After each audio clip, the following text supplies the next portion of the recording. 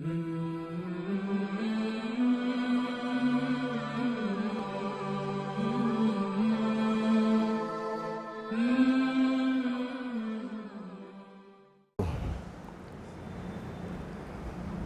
لله رب العالمين والصلاة والسلام على أشرف الأنبياء والمرسلين وعلى آله وأصحابه وأزواجه وذرياته وأهل بيته أجمعين. أما بعد، فقد قال الله تبارك وتعالى في القرآن المجيد والفرقان الحميد: فأعوذ بالله من الشيطان الرجيم، بسم الله الرحمن الرحيم. وإذا سألك عبادي عني فإني قريب أجيب دعوة الداعي إذا دعان فليستجيبوا لي وليؤمنوا بي لعلهم يرشدون. صدق الله المولانا العظيم وصدق رسوله النبي الكريم، ونحن على ذلك من الشاهدين والشاكرين، والحمد للہ رب العالمین. محترم حاضرین کرام، معزز بزرگوں اور میرے عزیز ساتھیوں، ہم سب مل کر وجہ تخلیق کائنات سرور کون و مکان تاجدار مدینہ خاتم النبیین سید المرسلین شفیع المذنبین صلی اللہ علیہ وسلم کی خدمت میں درود شریف پڑھتے چلے. اللہم صلی علی سیدنا شفیعنا و حبیبنا و نبینا و مولانا محمد و بارک وسلم. اللہ تبارک و تعالی نے قرآن مجید فرقان حمید کو ہم تمام کی ہدایت کے لیے نازل فرمایا. میرے اور آپ کے آقا حضور پر نور صلی اللہ علیہ وسلم کو رب العالمین نے رحمت للعالمین بنا کر مبعوث فرمایا. یہ جو دنیا کا نظام ہے، یہ رب العالمین کے قبضہ قدرت میں ہے. اللہ تبارک و تعالی نے اس دنیا کو پیدا فرمایا. اللہ تبارک و تعالی نے پوری کائنات کو بنایا. اللہ تبارک و تعالی نے جنات اور انسان کو بنایا. اللہ تبارک و تعالی نے سمندروں کو، جھاڑوں کو، پہاڑوں کو بنایا. اللہ تبارک و تعالی نے صرف اور صرف ہمارے لیے اس پوری کائنات کے اندر جو جو چیزیں ہیں ہمارے لیے مسخر فرما دیا.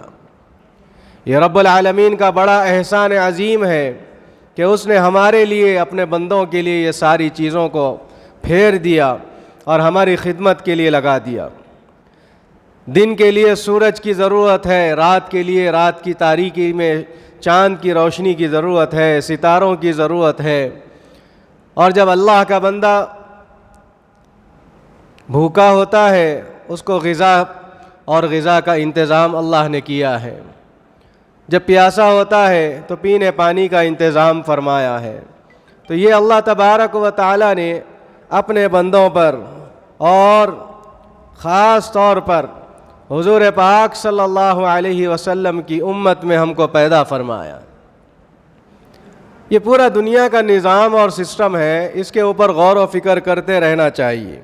کہ اللہ تبارک و تعالی ہمارے ساتھ اور ہمارے لیے کیسے کیسے انتظامات فرمائے. تو اسی لیے فرمایا گیا کہ جب اللہ کے بارے میں پوچھا جاتا ہے کہ ہمارا پروردگار، جب کبھی ہم اس کو پکارتے ہیں، وَإِذَا سَأَلَكَ عِبَادِي، اپنے محبوب دو عالم صلی اللہ علیہ وسلم کے ذریعے سے اللہ کہلوا رہا ہے کہ میرے محبوب جب کبھی آپ کے پاس آپ کے امتی آئیں گے اور آ کر میرے بارے میں پوچھیں گے تو آپ کہہ دینا فإنی قریب، میں تو ان سے سب سے زیادہ قریب. اللہ ہم سے کتنا قریب ہے. وَإِذَا سَأَلَكَ عِبَادِي عَنِّي، فرمایا گیا فإنی قریب، میں تو اپنے بندوں کے قریب ہوں. بالکل شرط یہ ہے کہ بندہ مجھے قریب نہیں سمجھتا، مجھے اپنا نہیں سمجھتا، اپنے پاس نہیں سمجھتا. اور اسی لیے جب کبھی اس کے لیے اس کے پاس آرام و آسائش کی چیزیں آتی ہے، مال و دولت آتا ہے اور ساری دنیا کی عیش و عشرت کی چیزیں آتی ہے تو بندہ مجھے بھول جاتا ہے. اور جب اس کے پاس کوئی غم آ جاتا ہے، کوئی پریشانی آ جاتی ہے، کوئی ضرورت اس کو آتی ہے، کوئی ضرورت پیش آتی ہے، کوئی حالات اس کے لیے بڑے غمزدہ اس کے پاس آ جاتے ہیں، تو وہ فوراً اللہ کو سمجھتا ہے کہ اللہ میرے قریب ہے، وہ اللہ کی طرف غم کی حالت میں، پریشانیوں کی حالت میں متوجہ ہونا چاہتا ہے۔ لیکن اللہ تبارک و تعالیٰ نے اپنے بندوں سے مخاطب ہوتے ہوئے فرمایا، چاہے غم ہو خوشی ہو، ہر حالت میں تم مجھے اپنا قریب سمجھو۔ اجیب دعوت الداع۔ جب صحابہ اکرام اور اللہ کے بندے اللہ تبارک و تعالیٰ سے مانگنے کے بارے میں جب پوچھتے ہیں کہ جب ہم اپنے رب کو پکارتے ہیں، اللہ سے مانگنا شروع کر دیتے ہیں، تو فرمایا گیا فَلْيَسْتَجِيبُونِي، میرے محبوب آپ فرمائیے کہ وہ مجھ سے مانگ کے تو دیکھیں، ان کے مانگنے پر میں ان کی مانگ کو قبول کر لوں گا، میں ان کے سوال کو پورا کر دوں گا، میں ان کی حاجت کو مکمل کر دوں گا، میں ان کی ضرورت کو تمام کر دوں گا، اور میں ان کے سارے مسائل کو حل کر دوں گا، لیکن شرط یہ ہے کہ وہ مجھ سے مانگیں۔ فَلْيَسْتَجِيبُونِي، فرمایا گیا وَلْيُؤْمِنُوا بِي، اور ایمان لانے کے بعد ایمان کا تقاضا ہی یہی ہے کہ بندہ ہر حال میں اللہ کا ہو جائے، اللہ سے مانگنے والا بن جائے۔ تو دنیا کے اندر جو نظام اور سسٹم چل رہا ہے، اس کے تعلق سے آج ہمارے درمیان میں کیسے کیسے حالات، بندوں کے پاس اگر روپیہ پیسے کی فراوانی ہے، اللہ نے مال و دولت سے نوازا ہے، اللہ نے آرام سے زندگی رکھا ہے، کوئی اس کے لیے اس کے پاس زیادہ بڑے بڑے مسائل نہیں ہیں، تو اب وہ اپنا روپیہ پیسہ ایسی مجلسوں میں، ایسی محفلوں میں اور ایسے مقامات پر خرچ کرتا ہے جہاں پر اس کا دل ایک معنی میں یہ سمجھا جائے کہ وہ اپنے دل کو لبھانے کے لیے پیسہ خرچ کر رہا ہے۔ آپ دیکھ لیجئے کہ اس وقت ہمارے شہروں کے اندر کئی ایسے آڈیٹوریمز ہیں، کئی ایسے علاقے ہیں کہ جہاں پر اللہ کے بندے اللہ کی نافرمانی کرتے ہوئے، چاہے وہ اپنا معاش ذریعہ معاش بناتے ہوں یا کسی اور طریقے سے کرتے ہوں، لیکن جب اسلام کی حقانیت جب ہمارے سامنے ہے کہ ناچ گانے کو اسلام کے اندر حرام قرار دیا گیا، لہو لعب کی چیزوں سے دور رہنے کا حکم دیا گیا، فرمایا گیا وَمَا الْحَيَاةُ الدُّنْيَا إِلَّا مَتَاعُ الْغُرُورِ، فرما دیا گیا وَمَا الْحَيَاةُ الدُّنْيَا إِلَّا لَعِبٌ، فرما دیا گیا یہ دنیا کی زندگی تو اللہ نے فرمایا لہو لعب کی جیسی ہے۔ دنیا کی زندگی اللہ تبارک و تعالیٰ نے قرآن کی دوسری آیتوں کو نازل کرتے ہوئے فرمایا، یہ دنیا جس کو تم سب کچھ سمجھتے ہو، اس دنیا کی وقعت اور اس دنیا کا اثر اور اس دنیا کا مرتبہ اللہ کی بارگاہ میں مچھر کے پر کے برابر بھی نہیں۔ اس دنیا کے پیچھے ہم بھاگ رہے ہیں، اس دنیا کو ہم سب کچھ سمجھ رہے ہیں، اور اسی دنیا کے اندر رہتے ہوئے بعض لوگوں کو ہم دیکھ رہے ہیں کہ اپنے ناچ گانوں کی محفلوں کو بڑے اچھے انداز میں سجاتے ہیں اور اپنے اوقات کو وہاں پر لگا دیتے ہیں، اپنا روپیہ پیسہ خرچ کر دیتے ہیں، اور جب ان سے کہا جائے کہ بھائی کبھی کسی غریب کا معاملہ ہے، کبھی کسی کے ضرورت کا معاملہ ہے، کبھی کوئی ایک بچہ ہے جو پڑھتا ہے، پڑھنے میں اس کی مدد کی جائے، کسی کے گھر میں غریب ہے، شادی کا مسئلہ ہے، اس کے لیے آپ تعاون کریں، اس کے ضرورت کے تعلق سے جب اس سے پوچھا جائے تو اپنے 100 بہانے بہانا شروع کر دیتا ہے، 100 بہانے بتانا شروع کر دیتا ہے۔ لیکن جب اپنے دل کو بہلانے کی خاطر جب کبھی کوئی حالات آ جاتے ہیں، دل کو مسرور کرنے کے لیے کس مقام کے تعلق سے آپ کو کہا جائے گا، اس مقام پہ پہنچنا آپ کے لیے آسان ہو جاتا ہے۔ بڑے بڑے لوگوں کو ہم دیکھ رہے ہیں گھروں کے اندر، محفلوں کے اندر، شادی بیاہوں کے اندر، کنونشنوں کے اندر، بینکٹ ہالوں کے اندر، نہ جانے کیسے کیسے وہ اپنی محفلیں رقص کے، ناچ گانوں کے، دل بہلانے کے لیے نعوذ باللہ کیسی کیسی محفلیں آج سجا رہے ہیں۔ کیا اللہ کو ہم یہاں قریب نہیں سمجھتے؟ کیا اللہ ان چیزوں کو نہیں دیکھ رہا ہے؟ ہم اگر اچھے کام کرتے ہیں تو جب اللہ یاد آنا شروع ہو جانا چاہیے، ہمارے پاس خوشی ہے تو بھی اللہ یاد رہنا چاہیے، ہمارے پاس غم ہے تو بھی اللہ کی یاد سے غافل نہیں ہونا چاہیے۔ تو فرمایا گیا فَلْيَسْتَجِيبُونِي، میرے بندوں سے کہہ دو کہ جب وہ مجھ سے مانگنا چاہتے ہیں اور مجھ سے سوال کرتے ہیں تو میں ان کے سوال کا جواب دیتا ہوں، ان کے سوال کو، ان کی حاجت کو پورا کرتا ہوں۔ اب دنیا کے حالات ہمارے سامنے ہیں کہ کیسے کیسے ہم اپنے جو ہے روپیہ پیسہ کہاں خرچ کر رہے ہیں۔ کیا اللہ نے ہم کو جو مال و اسباب سے نوازا ہے، کیا ہم اس کا صحیح استعمال کر رہے ہیں یا نہیں کر رہے ہیں؟ جو پیچھے بیٹھے ہیں ان سے گزارش ہے تھوڑا قریب آ جائے، آگے آ جائے، تاکہ پیچھے سے اور آنے والوں کو سہولت ہو جائے۔ اللہم صلی علی سیدنا شفیعنا وحبیبنا ونبینا مولانا محمد وبارک وسلم۔ تو اللہ تبارک و تعالی نے اپنے بندوں سے مخاطب ہوتے ہوئے فرمایا کہ میرے بندے تو دنیا کی زندگی کو سب کچھ مت سمجھ لے، دنیا تو میں نے امتحان گاہ بنایا ہے، دنیا تو میں نے تمہارے لیے ایک پرچے امتحان کے طور پر پیش کیا ہے۔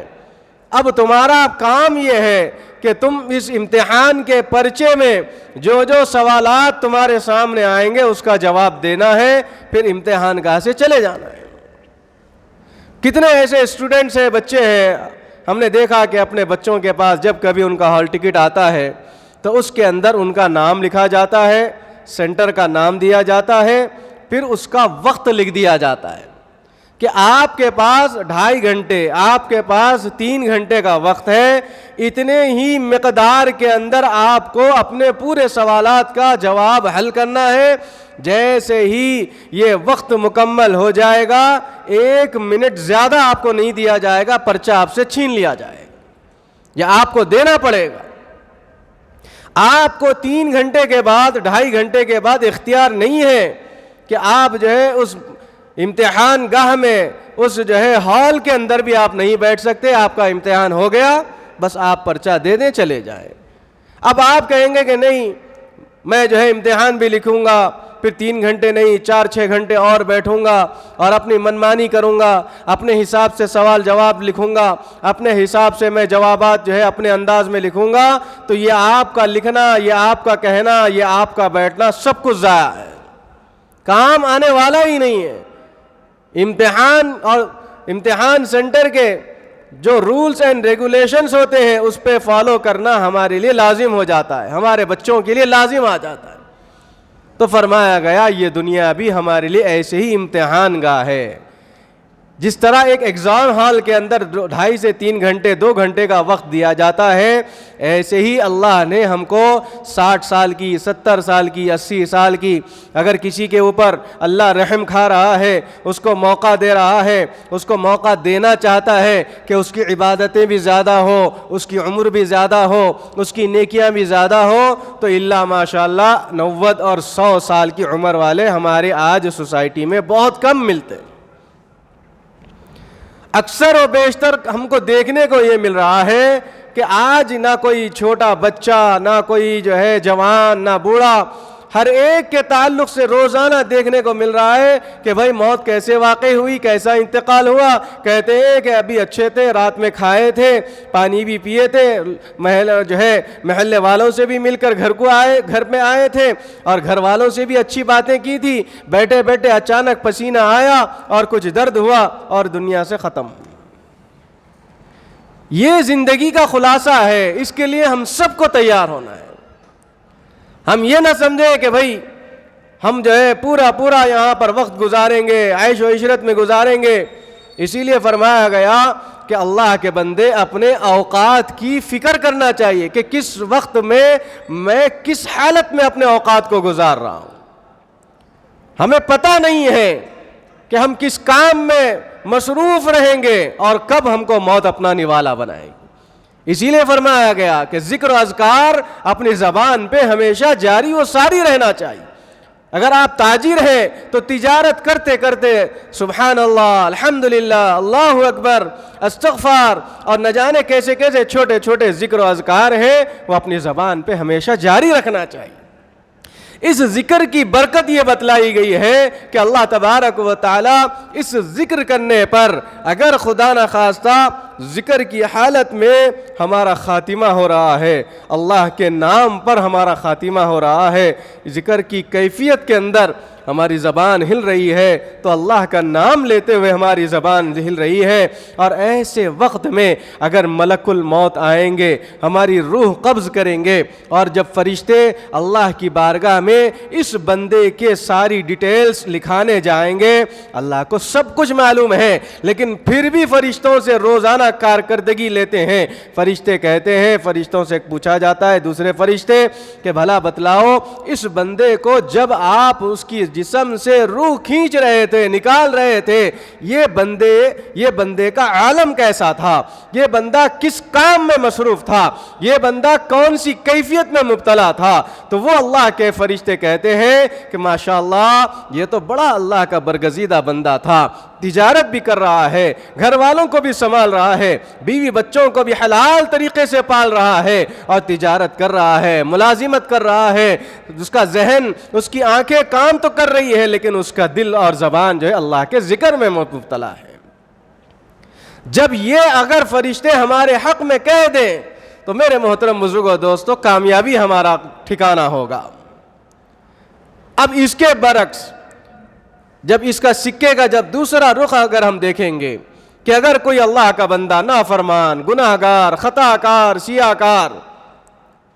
آج کل ہمارا نوجوان بچہ اللہ کی یاد سے غافل ہوتے ہوئے نشہ لینے کا عادی ہو گیا ہے۔ بہت سے والدین پریشان ہیں۔ کس لیے پریشان ہیں؟ اس لیے کہ دن بھر ہمارا بچہ اچھا رہتا ہے، رات میں کہیں جاتا ہے پھر آتا ہے تو وہ خود اپنے پیروں سے لڑکھاتا ہوا گھر میں آتا ہے۔ یہ آج ہمارے بہت سے نوجوانوں کا عالم یہ ہو گیا۔ پوچھا گیا کہ بھئی کیا ہے، کون سی ایسی چیز میں آپ کا بچہ مبتلا ہو گیا ہے؟ کہہ دیتے ہیں کہ پتہ نہیں کون سا ایسا برا ماحول ہمارے بچوں کو مل گیا جس کی وجہ سے ہمارا بچہ شراب پینے کا عادی ہو گیا، ہمارا بچہ نشہ لینے کا عادی ہو گیا، ہمارا بچہ ڈرگز لینے کا عادی ہو گیا، ہمارا بچہ گانجا لینے والا ہو گیا، ہمارا بچہ نعوذ باللہ یہ ساری جو خرافات ہیں، گناہ کی چیزیں ہیں جس کو ام الخبائث کہا گیا ہے، آج ایسی چیزوں کے اندر ہمارا نوجوان جس کی جوانی کا عالم یہ ہونا چاہیے تھا، اللہ تبارک و تعالیٰ فخر فرماتے ہیں ایسے نوجوانوں پر جو اب بھری نوجوانی کے اندر سردیوں کا جو یہ موسم آ رہا ہے، اللہ تعالیٰ فخر کیسے نمازی پہ فرماتے ہیں، فرمایا گیا کہ سردی کے موسم میں کڑک والی سردی اور ایسے ماحول کے اندر، ایسے دنوں کے اندر، کڑکتی ہوئی سردی کے اندر جو اللہ کا بندہ رات کے پہر میں، آخری پہر میں اٹھتا ہے، وضو کرتا ہے، اللہ کی بارگاہ میں ٹھہرتا ہے، تہجد پڑھتا ہے، پھر فجر کے انتظار میں ذکر میں بیٹھ جاتا ہے، پھر جب فجر کے لیے مسجدوں میں آ جاتا ہے، اللہ تبارک و تعالیٰ ایسے نوجوان پر فخر فرما رہے ہیں۔ اللہ آج ہم دیکھ لیے کہ مسجدوں کے اندر فجر کا عالم یہی ہے، عشاء کا عالم یہی ہے، عصر کا عالم یہی ہے، ظہر کے اندر آپ دیکھیے وہی جو ہے بڑی بڑی عمر والے، وہی ریٹائرڈ پرسن، وہی بڑی بڑے بزرگ، وہی ہے جو ان کی تعداد زیادہ۔ یہ ہمارا عالم کیا چاہ رہا ہے؟ ہمارا نوجوان کہاں جا رہا ہے؟ اللہ تبارک و تعالیٰ نے اس نوجوانی کو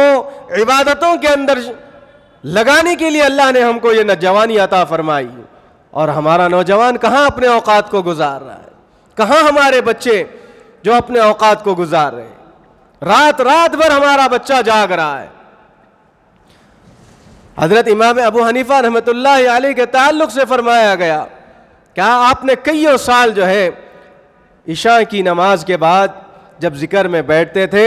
تو ذکر کرتے کرتے کرتے کب وقت گزرتا تھا نہیں معلوم، فجر کا وقت ہو جاتا تھا، آپ اسی حالت میں ذکر و اذکار میں رہتے تھے، فجر کی نماز پڑھ لیتے تھے۔ جب اس دور کے نوجوان یعنی آج سے 15 سال پہلے، 20 سال پہلے تک جب یہ موبائل اتنا عام نہیں تھا تو لوگوں کے سامنے جب یہ بات، یہ ملفوظات، جب یہ تاریخی چیزیں، جب اللہ والوں کے تذکرے آئے تو اپنے جو ہے دماغ کے اندر اپنا ذہن دوڑانا شروع کر دیے۔ یہ کیسے ہو سکتا ہے کہ پوری رات بھر جو ہے ایک وضو سے، ایک نماز کے بعد سے ذکر میں رہنا، پھر صبح تک فجر کی نماز پڑھنا، یہ ہو ہی نہیں سکتا۔ تو میرے محترم بزرگوں دوستوں، آج یہ بات بالکل 100% میں آپ کے سامنے پروف کر دینا چاہتا ہوں کہ اگر ہمارا نوجوان بچہ رات میں اگر موبائل لے کے 10 بجے 9 بجے بیٹھ جائے، موبائل اگر اس کے ساتھ جو ہے چارجنگ والا آلہ بھی اس کو دے دیا جائے، پھر چارجنگ کا وائر اس کے سامنے رکھ دیا جائے، اس کو وقت اپنی مسجد کے میناروں سے فجر کی اذان بھی ہو جائے گی لیکن وقت کا اندازہ اس کو نہیں ہوتا ہے۔ یہ موبائل جو ہے آج جو ہے گھنٹوں ہمارا وقت گزار رہا ہے، ہم اس کے اوپر گھنٹوں وقت گزار رہے ہیں۔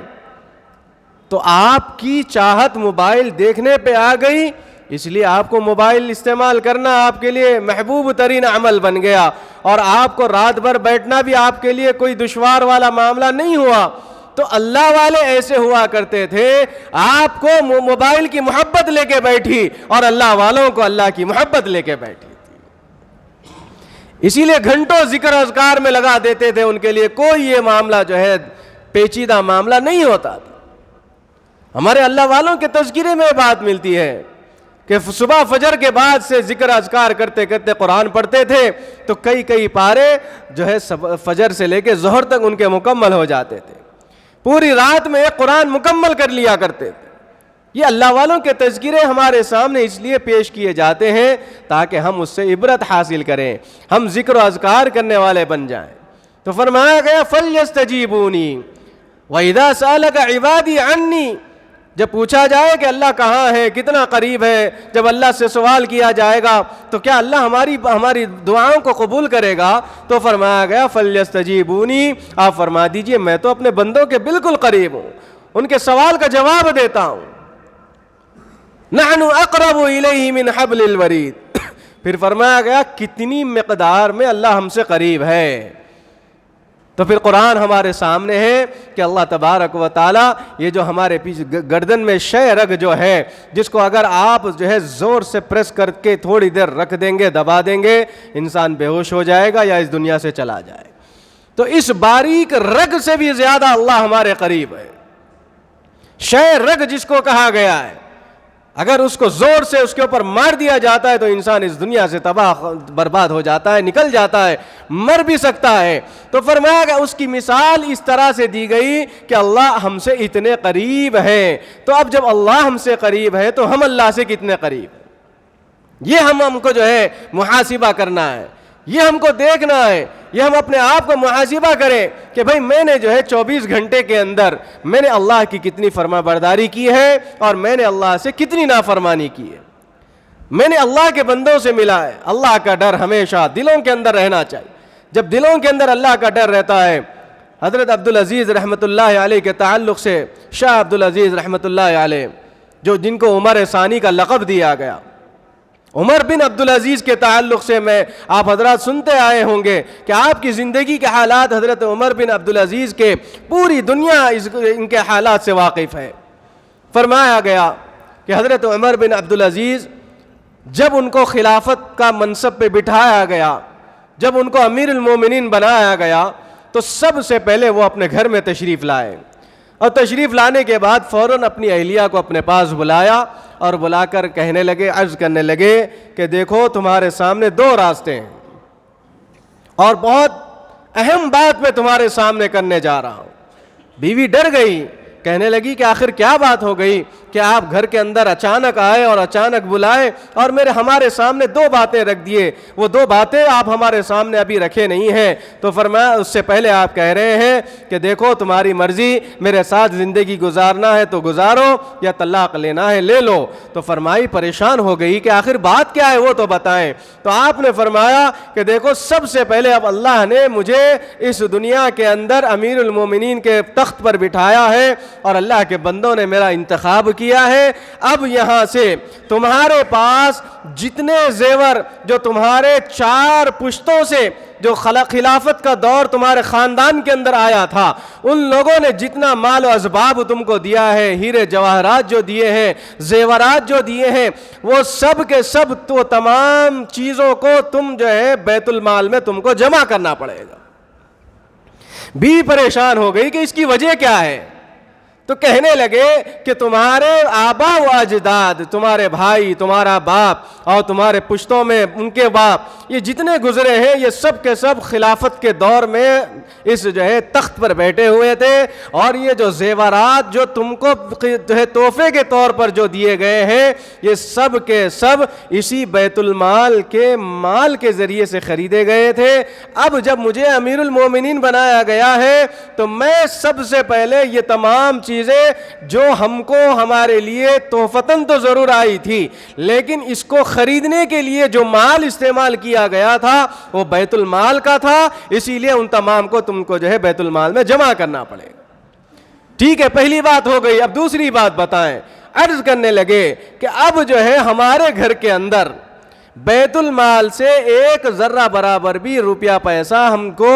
جو ہماری نوکری کے طور پر جو ہوگا وہی استعمال کر سکتے ہیں، اس کے علاوہ اب کوئی روپیہ پیسہ ہم کو ماہانہ نہیں ملے گا۔ اب بھلا بتلاؤ، یہ دو چیزوں کے اوپر اگر تم چل سکتی ہو تو میرے گھر میں رہنا، یا اگر نہیں چل سکتی ہو تو فوراً مجھ سے علیحدگی اختیار کرنا۔ فوراً قدموں میں گر گئی اور عرض کرنے لگی اہلیہ صاحبہ کہ آپ کو جب اللہ نے اتنا بڑا منصب عطا فرمایا ہے اور جب اللہ کا ڈر آپ کے دل کے اندر اتنا بلند پائے کا بیٹھا ہوا ہے تو بیوی کی کیا مجال ہو سکتی ہے کہ وہ آپ کے اور اللہ کے درمیان میں حائل ہو جائے۔ آپ جس طرح سے چاہے کام کریے، ہم آپ کے ساتھ ہیں۔ آپ اگر کہہ دیں گے یہ دن ہے تو دن ہے، رات ہے تو رات ہے، ہم ذرہ برابر بھی پس و پیش نہیں ہوں گے۔ یہ اس وقت کے اللہ والوں کے تذکیروں اور گھروں کے حالات ہیں، ان کی بیویوں کے حالات اور واقعات ہیں کہ جب کبھی شوہر حلال و حرام کی باتیں ان کے سامنے کرتا تھا،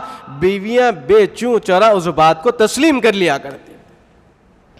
اب اگر ہم اس ماحول کے اندر اگر ہمارے سامنے اگر ہم اپنی اہلی گھر کی بیویوں کے سامنے تذکرے کریں گے تو وہ فوراً کہہ دیں گے کہ ہاں شاید ہو سکتا ہے کسی عالم صاحب سے، مفتی صاحب کے آپ کی دوستی ہو گئی ہوگی، چند دن ایسے ہی باتیں کریں گے، پھر آپ حلال و حرام کی تمیز بھول جائیں گے۔ یہ آج گھر کی عورتوں کا حال یہ ہو گیا۔ تو حضرت عمر بن عبدالعزیز لوگوں کے سامنے بھی اس طرح سے اللہ کا تقوی اختیار کرتے ہوئے زندگی گزارا کرتے۔ وہ زندگی کے حالات آج ہمارے سامنے ہونے چاہیے کہ ہم اللہ سے کتنا تقوی اختیار کر رہے ہیں۔ اللہ نے مال و دولت سے نوازا ہے تو وہ مال و دولت اللہ کی امانت ہے، ہم اس امانت پہ خیانت نہیں کر سکتے۔ ایک مرتبہ عید کا موقع آ گیا، عمر بن عبدالعزیز رحمۃ اللہ علیہ کی اہلیہ آ کر عرض کرنے لگی امیر المومنین عید قریب آ رہی ہے اور پورے آپ کے جو لوگ ہیں جن کو آپ نے دبدبہ دیا ہے، رتبہ دیا ہے، ان کے بچوں کو ہم دیکھ رہے ہیں کہ بڑے خوش الحان اور بہترین لباس میں ان کے بچے نظر آتے ہیں۔ ہمارے بچوں کے لباس پھٹے پرانے ہیں، پیون لگے ہوئے ہیں، آپ اگر حکم دیں تو 1 مہینے کی زیادہ تنخواہ بیت المال سے ایکسٹرا لے لیں تاکہ ہم اپنے بچوں کی عید اچھے انداز میں منائیں، تاکہ ہم اپنے بچوں کو اچھے کپڑے پہنائیں، تاکہ ہم بھی ہمارے بچوں کی دل آزاری نہ ہو دوسرے بچوں کو دیکھتے ہوئے۔ تو حضرت عمر بن عبدالعزیز کہنے لگے اچھا مشورہ ہے تمہارا، آپ کے دل کے اندر بات تھی کہ 1 مہینے کی ایڈوانس تنخواہ کیسے لوں، پھر بھی آپ نے کہا کہ ٹھیک ہے خزانچی کے پاس جاؤں گا اور ان کے سامنے میں اپنا معروضہ رکھوں گا، اور اگر وہ ہماری اس درخواست کو قبول کر لیں گے تو میں پیسے لے آؤں گا، اپنی تنخواہ لے آؤں گا۔ بہرکیف میرے محترم بزرگوں، جب وہ خزانچی کے پاس خط پیش کیے، درخواست رکھے، جو میرے اس بات کو آپ ذہن نشین رکھیں کہ جب اللہ والے تخت و تاج پہ بیٹھتے ہیں تو ان کے نیچے، ان کے پاس اور ان کے ساتھ جو کام کرنے والے ہوتے ہیں وہ بھی اللہ کا ڈر رکھنے والے ہوتے ہیں، وہ بھی اللہ کا ڈر رکھنے والے ہوتے ہیں۔ عمر بن عبدالعزیز کا جب یہ خط، یہ درخواست نامہ جب پہنچا تو آپ نے ان کے پاس جو خزانچی ہوتے ہیں ان کے پاس جب پہنچا دیا گیا، وہ کچھ دیر اس کے اوپر سوچنے لگے اور پھر کچھ لکھ کر ایک اپنے ساتھی کے ساتھ باہر پہنچا دیے، جاؤ امیر المومنین کو دے دو۔ میرے محترم بزرگوں دوستو، جب اللہ والے اللہ کی زمین پر حکومت کرتے ہیں تو اس عالم یہ ہوتا ہے کہ بکری بھی ایک جگہ آ کر تالاب پہ پانی بھی پیتی ہے اور شیر بھی ایک جگہ آ کر پانی پیتا ہے. یہ وہ دور کی وقت کی بات ہے جس دور کو عمر بن عبدالعزیز کا دور کہا جاتا ہے. کبھی آپ نے سوچا ہے کہ بکری اور شیر ایک جگہ آ کر پانی پینے کا تصور ذہن و دماغ میں نہیں آ سکتا. اس دور کے اندر یہ حالات پیش آئے تھے. حضرت عمر بن عبدالعزیز کے پاس وہ درخواست نامہ آیا اور آ کر جب آپ نے اس کا جواب پڑھا تو بڑے ہنسے. تو بیوی کہنے لگی مسکرانے کی وجہ کیا ہے؟ تو آپ نے اپنی بیوی کو کہا کہ بھلا آپ یہ بتلائیے کہ جب عمر بن عبدالعزیز جیسا اللہ کا مقرب بندہ، اللہ سے ڈرنے والا، اس رعایا کی خدمت کرنے والا، جس کو امیر بنایا گیا ہو، امیر المومنین بنایا گیا ہو، میں اللہ کے سامنے 100 سجدے کرنا چاہتا ہوں کہ اس کے نیچے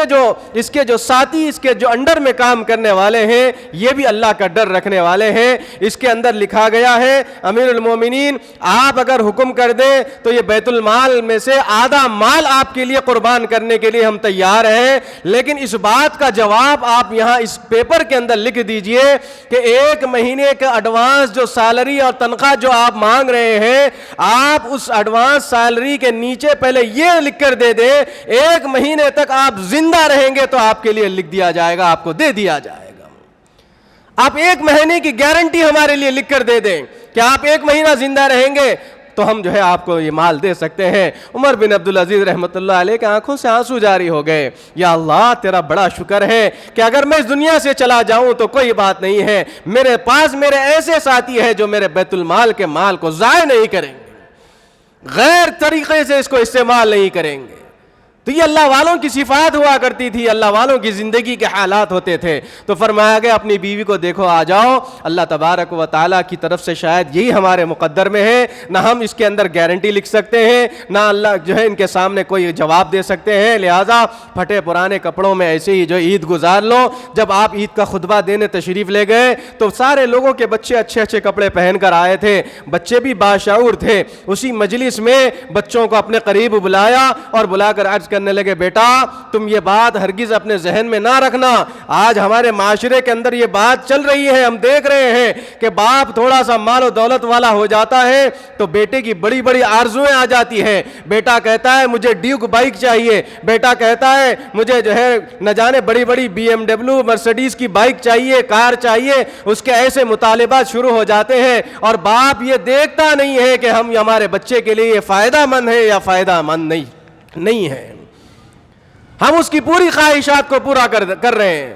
لیکن ہمارا یہ بچہ دنیا کا بڑا تجربے کار، دنیا کی بڑی ڈگریاں لینے والا تو بن گیا، لیکن دین کی ڈگری، دینداری کی ڈگری اس کے پاس آج موجود نہیں ہے. یہی بچہ شراب کا عادی بن رہا ہے، یہی بچہ زنا کاری کرنے والا بن رہا ہے، یہی بچہ ڈرگز لینے والا بن رہا ہے، نشے کی چیزوں میں عادی اور ملوث ہو رہا ہے. اور پھر وہی والدین جو اپنے بچوں کو ساری خواہشات پورے کر کے دے چکے تھے اب آ کر رو رہے ہیں، لوگوں کے سامنے گڑ گڑا رہے ہیں، ڈاکٹروں کے پاس آ جاتے ہیں، کہتے ہیں کہ ہمارے بچے کو بچا لو. میرے محترم بزرگوں دوستو، سکندر کے واقعات کو آپ نے سنا ہوگا کہ سکندر کو ایک ایسی بابل کے اندر بیماری ہو گئی تھی. اب وہ بیماری سے شفایاب نہیں ہو رہا تھا تو سارے پوری دنیا کے طبیبوں کو، ڈاکٹروں کو بلا لیا. کہنے لگا مجھے بابل سے اپنے محل تک جانے کے لیے کھڑا کر دو، ٹھہرا دو تاکہ میں چل کے جاؤں، میری بیماری ختم کر دو، میں آدھی دنیا کی دولت تمہارے قدموں میں ڈال دوں گا. تو میرے محترم بزرگوں دوستو، پوری دنیا کے ڈاکٹر عاجز آ گئے. کہنے لگے یہ تو اللہ کی طرف سے، یہ تو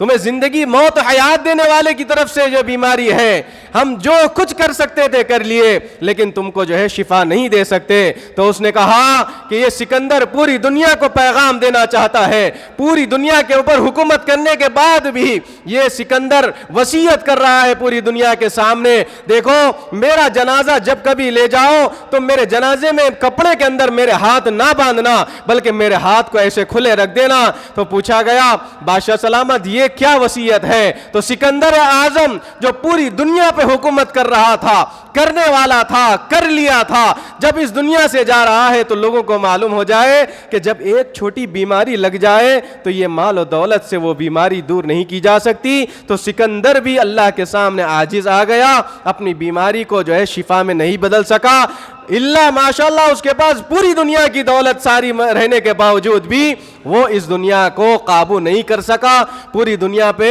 زندہ رہتے ہوئے حکومت نہیں کر سکا. تو میں یہ پوری دنیا کو میسیج دینا چاہتا ہوں، پیغام دینا چاہتا ہوں کہ سکندر بھی اس دنیا سے جب گیا تو خالی ہاتھ لے کے دنیا سے گیا، اتنی دولت رکھنے کے باوجود. تو بہرکیف میرے محترم بزرگوں دوستوں، ہم اپنی انانیت کو چھوڑ دیں، اپنے جو ہے اللہ کو یاد کرنے والے بن جائیں. اللہ نے ہم کو استطاعت والا دیا ہے.